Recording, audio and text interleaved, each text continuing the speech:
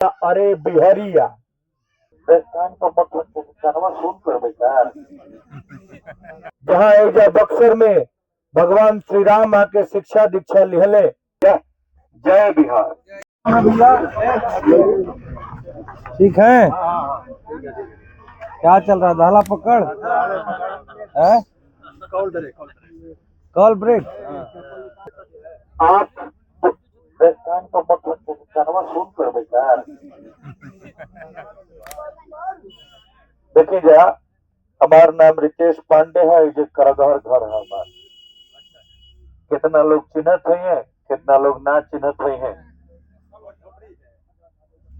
आज हमने के जन स्वराज पार्टी की तरफ से हम आयल बने 2 मिनट अपन बात रखल चाहता है सबके बीच में।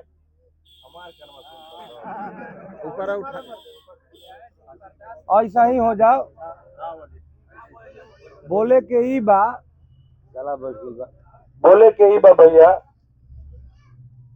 कि जौना बदहाली में हमने के बिहार पिछला 35 से 40 साल से बा।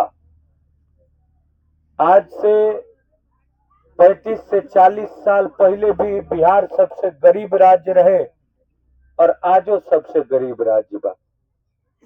आज से 35 से 40 साल पहले भी पढ़ाई लिखाई शिक्षा दीक्षा के मामला में हमने के सबसे नीचे रह जा और आजो सबसे नीचे ही बनी जा। ठीक ना? हमने के युवा दिल्ली बंबई गुजरात में जाके रोजी रोटी कमाए मजदूरी करे खातिर मजबूर बने। आ ओहिजा ओहिजा उ लोग से केहू ना पूछे के रहुआ पंडित जी हैं कि पासवान जी हैं कि चौधरी जी हैं कि जादव जी हैं कि बाबू साहेब हैं, केहू ना पूछे। ओहिजा सीधे कहल जाला अरे बिहरिया। बिहारी शब्द एगो गाली के तरह इस्तेमाल कइल जाला। बिहारी शब्द, बिहारी मतलब सोचला लोग कि अनपढ़, बिहारी मतलब बेवकूफ। हमने के अनपढ़ बेवकूफ ना है जा। हमने के ऐसन धरती पर पैदा भइल बनी जा जहां भगवान बुद्ध के भी ज्ञान मिलल, जहां भगवान महावीर के जन्म भइल, जहां एजा बक्सर में भगवान श्री राम आके शिक्षा दीक्षा लिहले। लेकिन नेता लोग ए ज्ञान के भूमि के मजदूर के फैक्ट्री बना दिहल लोग।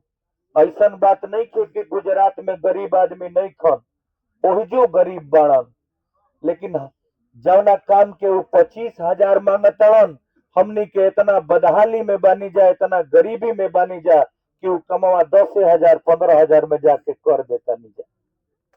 तो जब बिहार के लोग पढ़ लिख जाई, नेता लोग जानता है कि बिहार के लोग क्रांतिकारी होते हैं।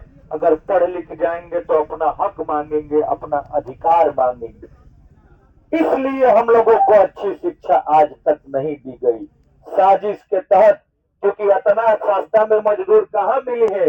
और महाराष्ट्र में जाके तो बदहाली से हमने के निकल जाए। देखी कौनो नेता के रुआ सब जिता दही, केहू के जिता दही, लेकिन वो नेता रुआ घर के खर्चा चलावे ना आई।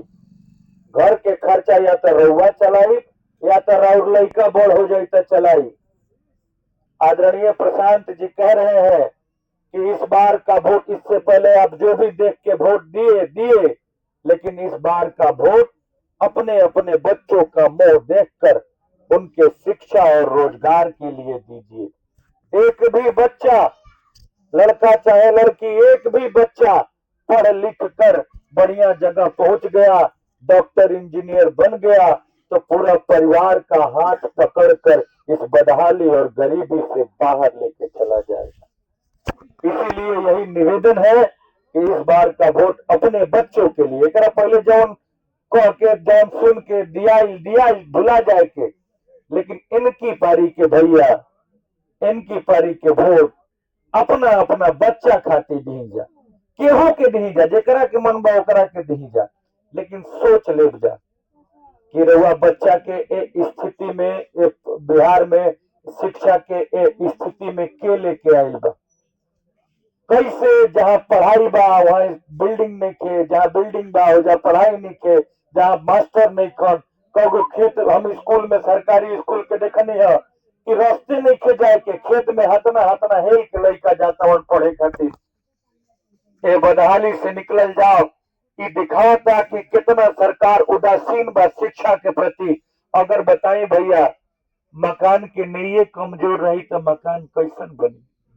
अबे बच्चन के भविष्य के इमारत के निर्माण हो रहा बा, एमे ने के काम करी, एनी के शिक्षा, एनी के पढ़ाई लिखाई वही पर ध्यान नहीं दिया जात। नींव के कमजोर कर दिया जाता बच्चन के भविष्य के। तो कैसे बच्चन के भविष्य बनी जेकरा के आज से पहले जवन भइल तवन भइल, लेकिन जीवन में एक बार, खाली एक बार देखी जा।